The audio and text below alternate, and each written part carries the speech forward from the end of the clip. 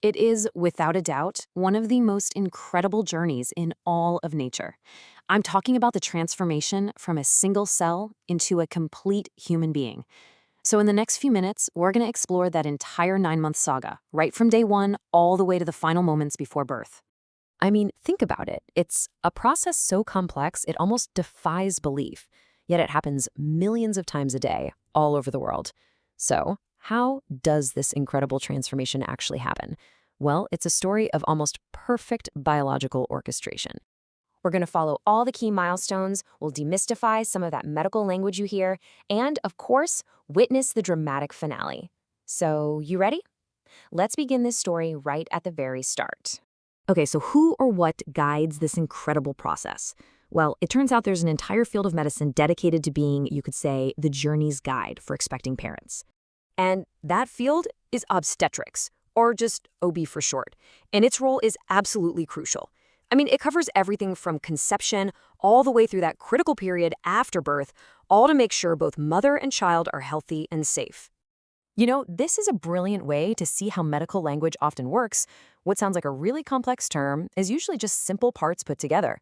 So take postpartum. Post just means after, and partum means birth. Put them together, and postpartum is just the period after birth. See? Simple, right? It's a perfect way to break down the jargon. All right, now we get to the really mind-blowing part of the story, that explosive growth and development that happens right at the very beginning. We're talking from a single cell to the very first kick. So, it all starts with just one single cell, called a zygote. Then, through incredibly rapid division, it becomes an embryo. And get this, by just week 9, it's already a fetus, with the entire blueprint for a human being already laid out. The pace of change in these first few weeks it's just unlike anything else in the entire human lifespan. But, this early stage is also incredibly vulnerable.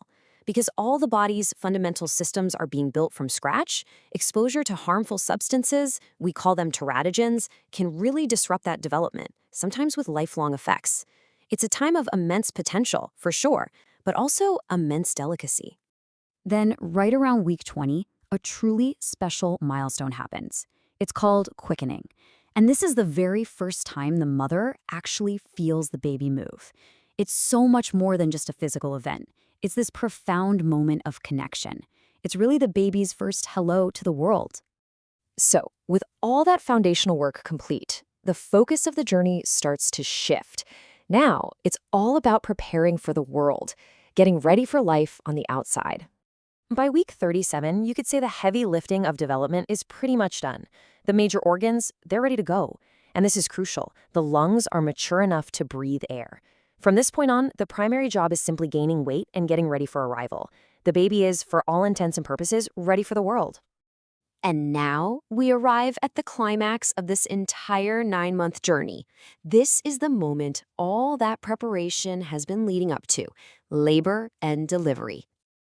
Far from being chaotic, labor is actually a highly organized 3-stage process. First, stage 1 is all about preparing the pathway. Then, stage 2 is that final push to bring the baby into the world. And finally, stage 3 safely completes the whole process after delivery. Each step has a very clear, very distinct purpose. Now, one of the most crucial factors for a smooth delivery is the baby's position.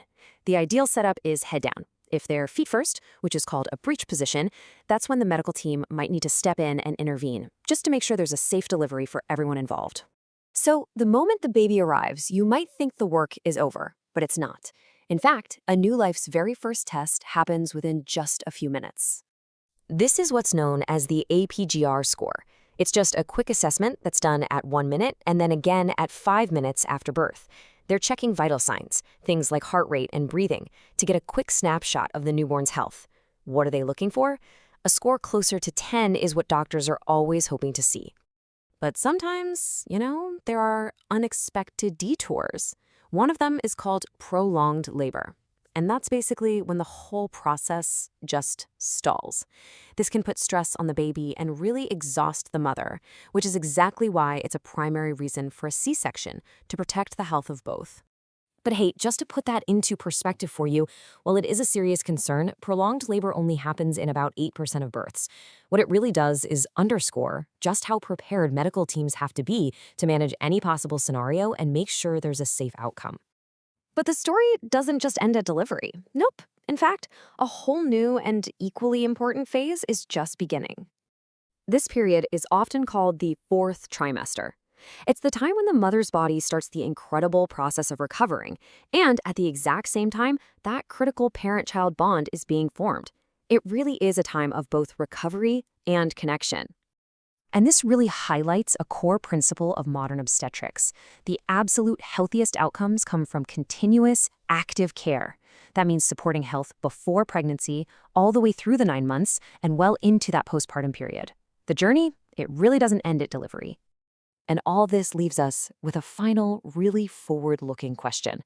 As our scientific understanding of this incredible journey gets deeper and deeper, what's the next great leap we can take to give every single new life the healthiest possible start?